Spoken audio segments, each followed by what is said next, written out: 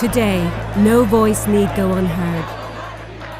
Ordinary people are armed with the belief that they are not alone. Through the power of Facebook, Twitter, and even WikiLeaks, thousands of voices have joined together to bring countries to their knees. Is this force a new phenomenon? 50 years ago, Amnesty International launched one of the first ever social networks of activists in the world. Be of good comfort. We have today lit such a candle as shall never be put out. Since 1961, people across the globe have joined forces and demanded action on over 44,000 cases. Peter Benenson sparked a movement of 3 million people into life from his barrister's office in London. I was spurred into that by reading an article about how 2 Portuguese students had been arrested and sentenced to imprisonment for drinking a toast to liberty in a Lisbon restaurant.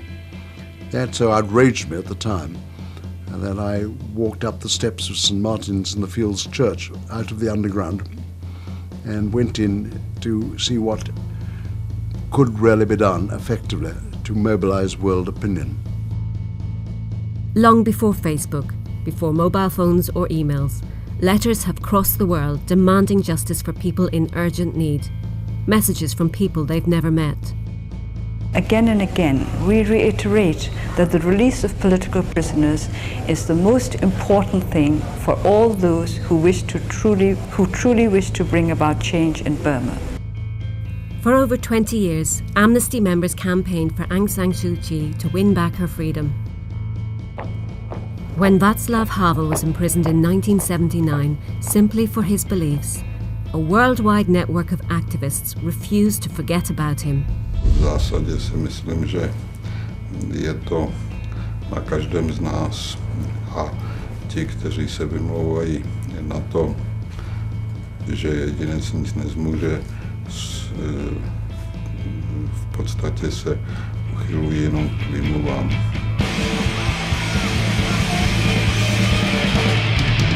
When he left jail, Václav Havel eventually became president of a new Czech Republic. When thousands across Eastern Europe tore down the barriers that held them apart, grandmothers, students, and businessmen around the globe united together in support. Their faxes helped break down brick walls and knew no borders. Today, in many countries, people still risk their lives to gather and speak out against regimes that rule them at gunpoint.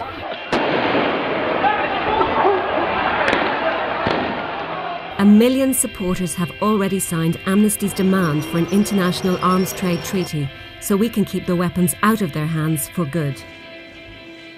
Fear comes in many forms. Today, millions living in poverty know that losing your freedom can mean living without a voice, without food, and in constant fear.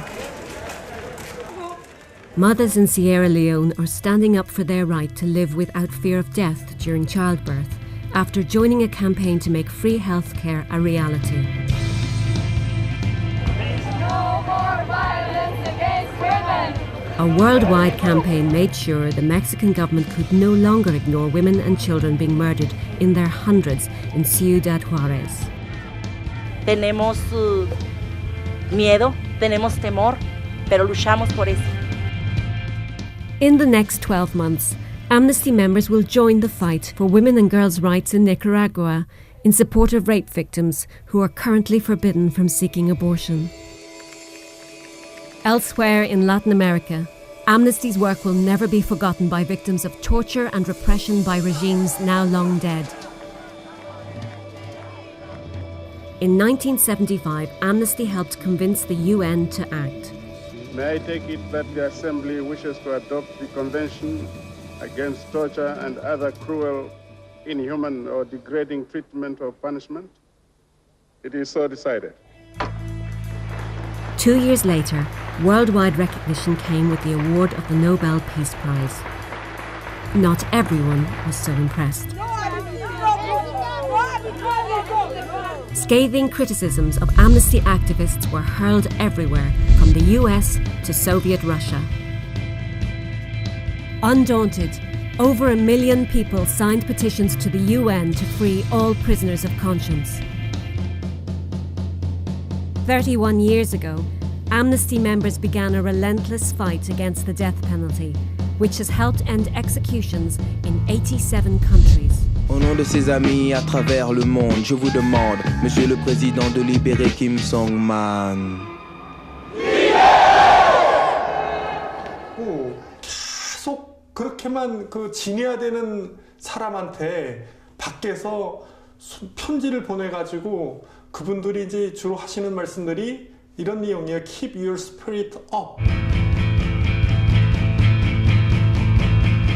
It's only when you have millions of people coming together and the hard research and evidence that Amnesty brings to bear, that combination is what's going to crack the challenges of the future. Millions of ordinary people have already joined forces to make sure Guantanamo will not be hidden from view. To shine a light on the forgotten prisoners of China.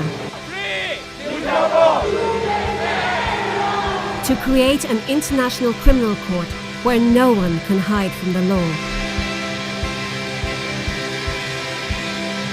With a 50-year head start and a network of supporters in over 150 countries, the question is, what will we do next?